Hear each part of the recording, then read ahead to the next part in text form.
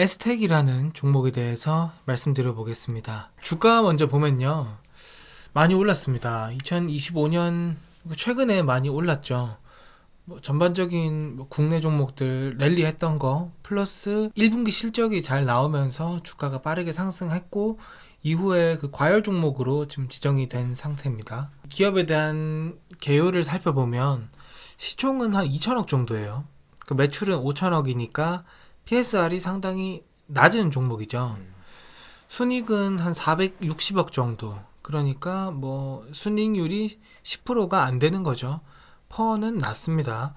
그러니까 퍼는 4.1배인데 차량 이 부품 기업들의 멀티플이 대부분 낮습니다. 모비스도 6.5배 정도고, 그렇게 되는 이유는 전방 산업인 자동차 산업 자체가 현대차마저 4.7배 정도를 평가받으니까 이 부품 업종들은 이렇게밖에 안 나오는 상황이죠. 주주 구성을 보면 일본 회사입니다. 포스타 전기가 약 50% 정도 들고 있는 회사입니다. 이 회사가 예전에는 LG 이노텍의 사업부였어요. 근데 스핀오프 돼서 나왔고, 이후에 이 포스타 전기가 매입을 한 회사라고 보시면 되겠습니다. 배당 수익률은 괜찮게 나와요. 현재 6월 25일에 촬영 중인데 오늘 종가 기준으로도 배당 수익률이 한 4.7% 정도 나옵니다. 배당하는 시점에는 8% 정도 나오는 수준이었습니다. 산업은 스피커 산업에 있고, 이 산업의 CAGR 전망치는 11% 정도 된다. 대충 이 정도 보시면 될 것 같아요. 그래서 어떤 제품을 파는지 보면 전반적인 스피커를 파는 기업인데, 그 중에서도 차량용 스피커의 매출 비중이 77%로 압도적으로 높습니다. 그러니까 그냥 차량용 스피커 기업이다 라고만 생각하시면 돼요. 지역별로는 어디로 파냐? 골고루 팔고 있지만 2024년부터 중국이 빠르게 올라왔습니다. 이렇게 차트가 많이 올라왔죠. 그래서 향후에도 이 중국향 판매가 이 회사 주가 모멘텀의 중요한 요인으로 작용할 것이다 라는 것을 알 수가 있죠.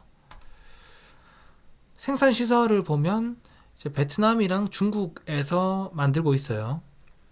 이 단위가 개수인데, 베트남 1, 2법인에서 대충 7만 개 정도, 중국에서 24만 1000개 정도, 그러니까 한 25% 정도를 중국에서 만들고 있고, 나머지는 베트남에서 생산해서 세계 각지로 판매하는 회사다. 그러니까 관세 이슈에도 영향이 조금은 있을 수 있겠죠. 요 미주로 나가는 것들.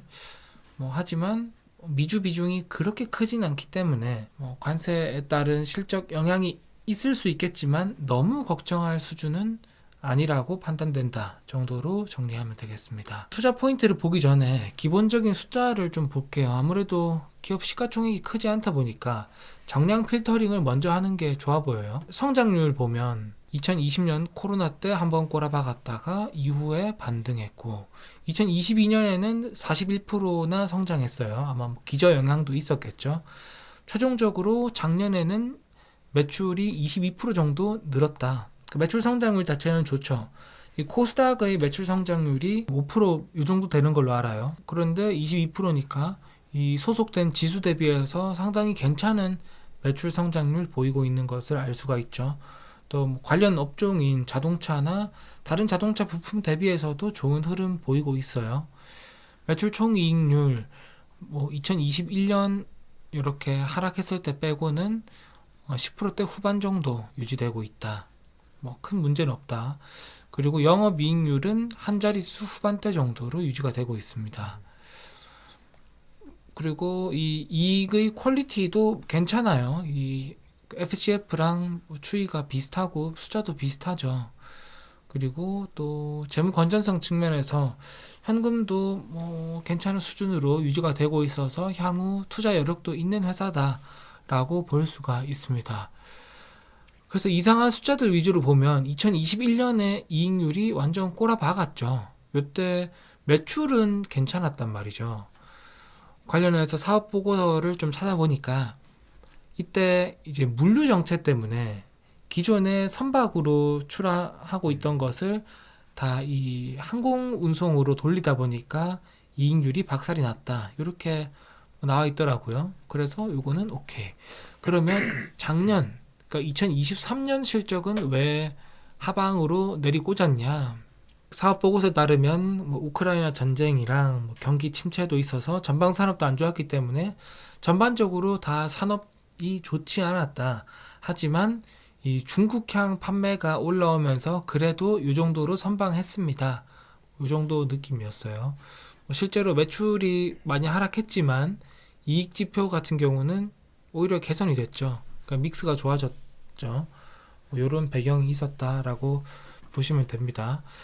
그러면 일단 뭐 비즈니스 모델 심플하고 숫자 뭐 큰 문제 없고 이익률이나 성장 지표 좋다. 요 정도 감 잡고 투자 포인트로 넘어가 보겠습니다. 첫 번째 투자 포인트는 이 스마트카의 수혜입니다. 스마트카 뭐 자율주행차로 보셔도 되고 뭐 고급 전기차로 보셔도 돼요. 어쨌건 그것들을 총칭하는 이 스마트카에는 많은 스피커가 필요하다는 겁니다. 여기 보시면 현대차랑 중국의 전기차들을 비교를 해놨어요. 현대차들은 숫자 빠르게 스키밍 해보시면 대충 한 평균 10개 정도죠. 네, 숫자가 두 개인 거는 뭐예요? 모델별로 트림이 있잖아요. 네, 네. 그러니까 가장 낮은 거 6개, 가장 고급 트림 18개 이렇게 보시면 돼요. 대충 평균해 보면 한 10개 정도예요. G90 이런 고급 라인 가면 평균 한 20개. 그런데 이 중국의 전기차들 보면 대부분 20개가 넘는 것을 보실 수가 있죠.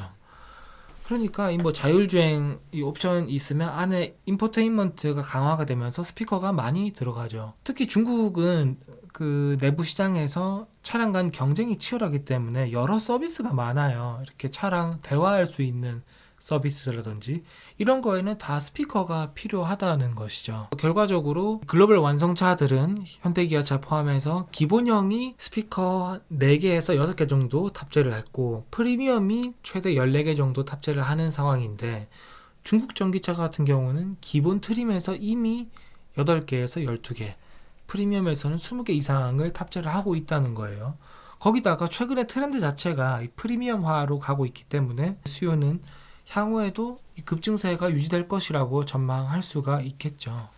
이 차량의 프리미엄화 관련돼서는 지난번에 올려드렸던 그 샤오미 영상을 한번 참고해 보시면 될 것 같아요. 그래서 이런 상황인데 이에 대응해서 회사도 지금 증설을 예정하고 있는 상황입니다. 보시면 1분기 사업 보고서에서 발표한 내용입니다. 베트남의 단위가 100만 원이니까 이 50억이죠. 올해 55억, 내년 55억. 그리고 중국에 올해 22억, 내년 22억.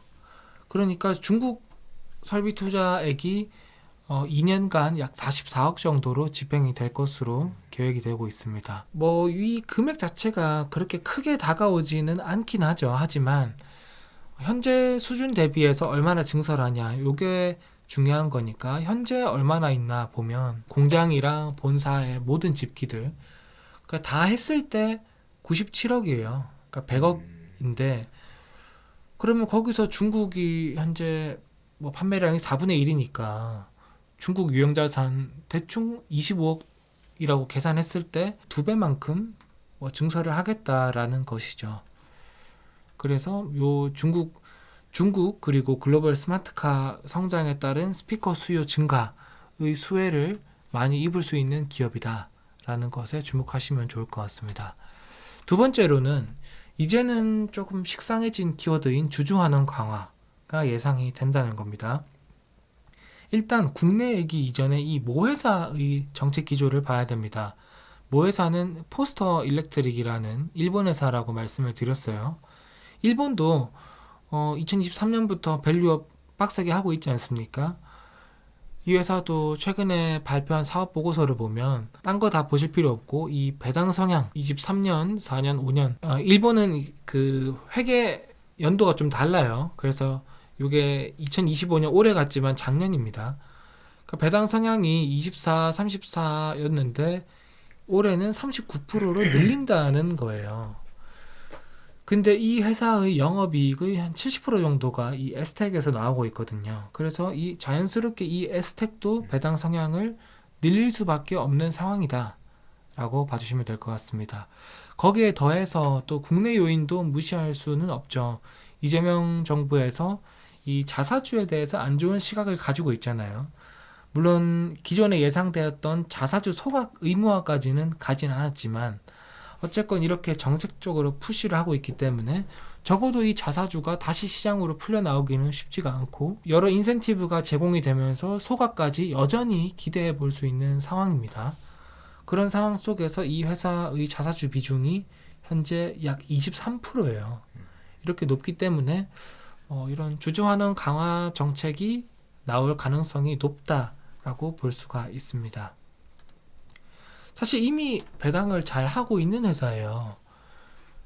2024년 12월 말에 배당할 때 당시 주가 기준으로 배당률이 8% 정도였습니다. 그게 이제 주가가 올랐기 때문에 4.7%로 떨어진 거고요.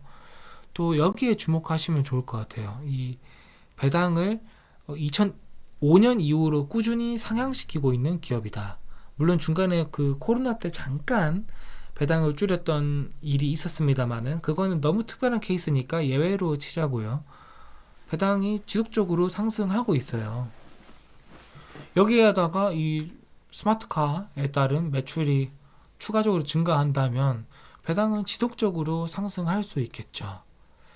그래서 정리하면 일단 뭐 이 산업 자체가 성장하고 있고 그 수혜를 정면으로 입을 수 있는 기업이기 때문에 매출 성장은 잘 나올 것으로 보인다. 그리고 현재 밸류에이션이 4.7%, 물론 이 과거 12개월 기준입니다. 밸류에이션 4.7%인데 이게 개선될 수도 있다. 왜냐하면 성장률이랑 수익성이 지수 대비해서도 그렇고 업종 대비해서도 월등히 좋기 때문에 밸류에이션이 개선되는 게 마땅하다고 보이지만 이거는 뭐 그냥 보수적으로 없다고 칠게요. 그냥 있으면 좋고 뭐 없으면 어쩔 수 없는 그 정도 호재라고 생각하겠습니다. 그리고 1, 2번이 다 틀어지더라도 이미 배당 매력이 괜찮은 수준이다. 지금 시가 배당률 4.7이니까 그저 그래 보이지만 연말에 또 배당을 올린다면 또 5%, 6%, 뭐 7% 이렇게 될 수 있는 종목이거든요. 그래서 여러모로 뭐 복리 투자에도 좋고 이 자율주행 테마에도 발을 걸치고 있는 뭐 괜찮은 종목이라고 판단되어서 공유 드렸습니다. 일단 좋네요. 되게 좋네요. 이게 지금 일단 투자 포인트 2번 주주환원 강화에 대한 부분은 저는 굉장히 좋은 것 같아요. 이게 지금 자사주 비율도 진짜 높고 그 다음에 배당도 시가 배당률 거의 5% 가까이 주는 제가 자동차 부품주들은 뭐 별로 못 본 것 같은데 굉장히 좋네요. 그리고 이 부분은 굉장히 좋은 것 같은데 여기서 만약에 조금 더 빡세게 한 번 더 이제 그 스터디를 하고 만약에 투자를 뭐 결정을 해본다라고 하면은 일단 고질적으로 이제 자동차 부품주들이 갖는 숙명 같은 건데 일단 그 이익률이 자동차 부품주들이 그 싱글 디짓 뭐 하이 싱글 디짓이든 뭐 낮든 어쨌든 한 자릿수 대 이익률을 보여주잖아요. 네, 그러니까 이거는 곧 그 매크로 변수에 굉장히 취약한 산업군이라는 거거든요. 이렇게 열심히 막 5천억씩 뭐 팔아가지고 이익을 내봤자 한 자릿수 대 이익률로 이익을 내는데 거기에 만약에 뭐 매크로 변수 때가 뭐 운임이 올랐다. 운임 뭐 10% 올라버리면은 엄청난 타격이잖아요. 그다음에 뭐 관세 25% 만약에 매긴다. 이게 사실 적자예요, 바로 적자로 넘어가는 거거든요. 그래가지고 그런 매크로 변수에 취약하다는 점이 일단 밸류를 높게 못 받는 섹터인 이유 중에 일단 하나인 것 같고, 그 다음에 이제 그 요거를 봤을 때 이제 그래도 여기 그 에스텍은 중국향 비중이 높으니까 관세에서도 그나마 좀 조금 자유롭고, 그 다음에 중국 전기자동차 메이커들이 지금 엄청 성장하고 있으니까 성장성도 좋을 걸로 예상은 되는데, 또 본다면 근데 이 스피커가 사실 얼마나 뭔가 얘네가 이 제품을 만들 때 혜자가 있는지 조금 궁금하긴 해요. 사실 이게 막 엄청난 고부가 가치의 부품이 아니잖아요. 예, 맞습니다. 분명 그러면 이제 경쟁 상황이 있을 텐데 얘네가 계속해서 중국에서 이렇게 이익률을 이렇게 막 뭐 6%, 7%씩 뽑아가면서 수혜를 입을 수 있을까? 사실 또 이렇게 싸구려 부품들은 중국 업체들이 사실 너무 잘하잖아요. 제조업 부분이. 그래서 그 부분에 대한 우려도 조금 이제 보이긴 하네요. 그래서 그 스피커 시장에 대한 경쟁 업체들에 대한 부분도 조금 스터디를 해보면은 아마 투자 판단하기에 조금 더 도움이 될 것 같고, 뭐 그런, 네. 근데 뭐 그런 사실 뭐 그런 걸 더 보면은 뭐 좋긴 할 것 같은데, 어쨌든 뭐 2번까지 감안하면은 괜찮네요. 예, 지금 충분히 괜찮은 회사인 것 같네요. 맞아요. 저도 이번에서 뭐 일단 유지된다고 보자고 말씀드렸던 이유가 이 경기 민감이라는 특징, 그 매출이 언제든 마이너스 성장할 수 있고 이익률도 말씀 주신 대로 뭐 언제든 꺾일 수 있는 상황이다. 그거를 감안해서 말씀드렸고, 말씀하신 그 중국 그 업체들의 침투. 저도 사실 이 기업이 뭐 대단한 기술력이 있다고는 뭐 생각을 못 하겠어요. 그러니까 그런 정보를 못 봤어요. 물론 사업 보고서에는 차량용 스피커는 만들기 어렵다고 돼 있습니다. 왜냐하면 일반 스피커는 그냥 고정된 환경에 있지만 차량용은 이 흔들리는 상황에서 소리를 만들어야 된다. 뭐 그렇기 때문에, 그리고 외부 충격도 있고 뭐 외부 자극도 있고 그래서 기술력이 필요합니다라고 언급은 돼 있지만 그래도 뭐 하려면 다들 할 수 있을 것 같아요. 그래서 말씀하신 것들 다음에 저도 한번 확인해 보고 후속 영상 한번 만들어 보도록 하겠습니다.